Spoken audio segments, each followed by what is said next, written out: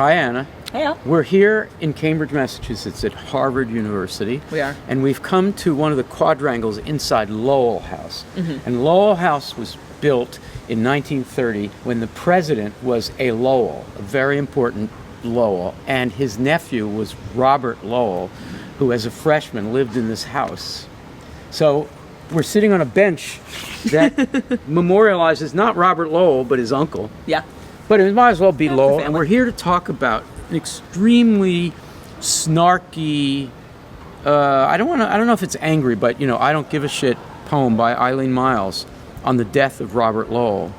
I presume she wrote it soon after his death in the late 70s, and so it's probably an old poem by Myles. Anyway, why don't you read it, Sure. and we'll talk about it for 5 minutes. On the Death of Robert Lowell by Eileen Myles. Oh, I don't give a shit. He was an old white-haired man, insensate beyond belief, and filled with much anxiety about his imagined pain. Not that I'd know. I hate fucking wasps. The guy was a loon. Signed up for a spring semester at McLean's, a really lush retreat among pines and hippie attendants. Ray Charles also once rested there. So did James Taylor.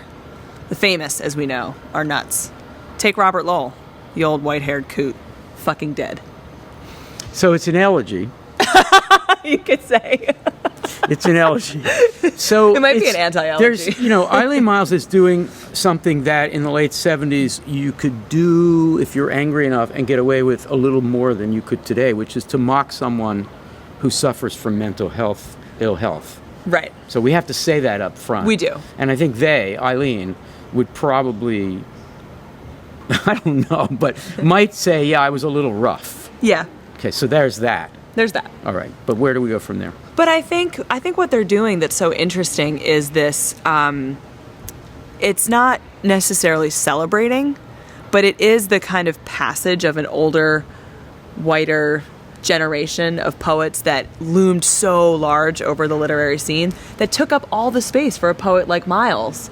From the same town, from Boston. From Boston. I mean, one imagines that as Myles came of age into their poetry, they had to contend with, oh, you're from Boston, you must be reading Robert Lowell. Of course. Right? Okay, so there's that. So they probably had to deal with that all the anxiety time. of influence, jealousy, anger, frustration. Right.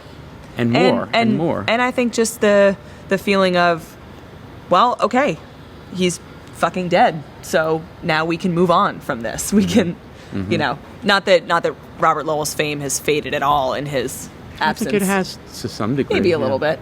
But that's because we've been able to make more room for so many other poets of, so many more women, non-binary, queer poets who are doing the kind of work that is really hard to do when you have a poet like Robert Lowell or Robert Frost or any other Robert, really, taking up so much room in the literary scene.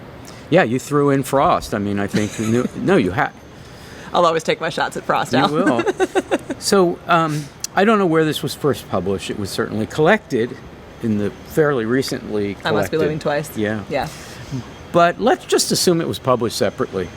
If one comes across in 1977 or 78 or whenever it was, 79, that this poem was published, and one saw On the Death of Robert Lowell, one thought, oh, an elegy from another Boston poet. And then you get this, oh, I don't give a shit. Now, look at that first line. What do you want to say about that first line?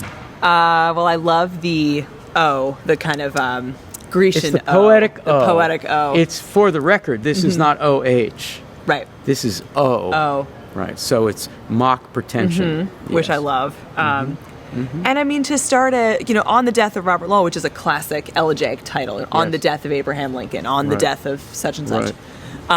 Classic elegiac title, to then have the first line be, oh, I don't give a shit. It's such a wonderful example of the interplay that can happen between a title and a first line that can be really effective. Right. I think there's Eileen Myles is very, very strategic in the way that they deliver satire, right? So this is even then, with its politically incorrect reference to mental illness, right? Let's put it in the record. Filled with so much anxiety about his imagined pain. I mean, I think Lowell's pain is, you don't know what someone's pain is, so it's hard to say. I can't make a counter argument to that, but I think it's pretty well demonstrable by the biographical work that has been done since this death.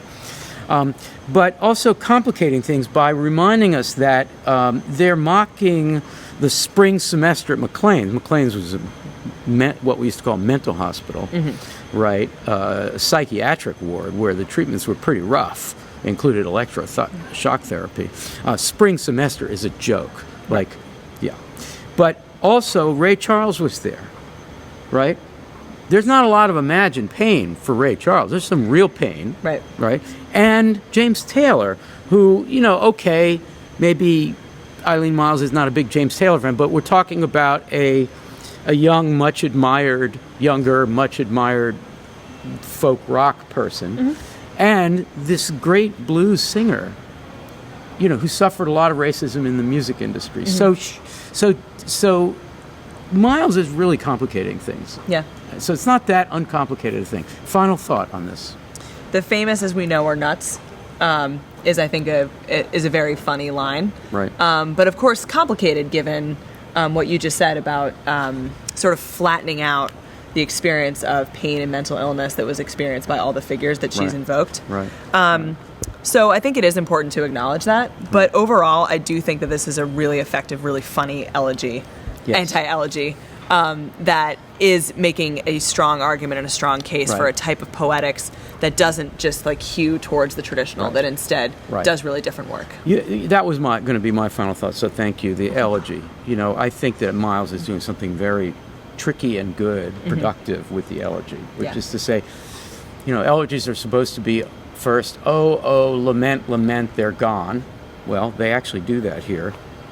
It's a kind of reversal. Yeah. Okay. Then the next one is, oh, what they did in life was so great. A lot of productivity. Here's what they did. And then finally, they're going to be better off where they are.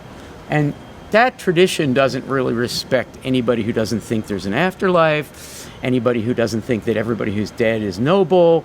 The elegy needs to be upgraded. And I think that Myles is just one of many poets trying to do that. Sure. Thank you, Anna. Thanks, Al. If you liked this episode, watch another and subscribe. And join us for ModPo, a free and open course at modpo.org.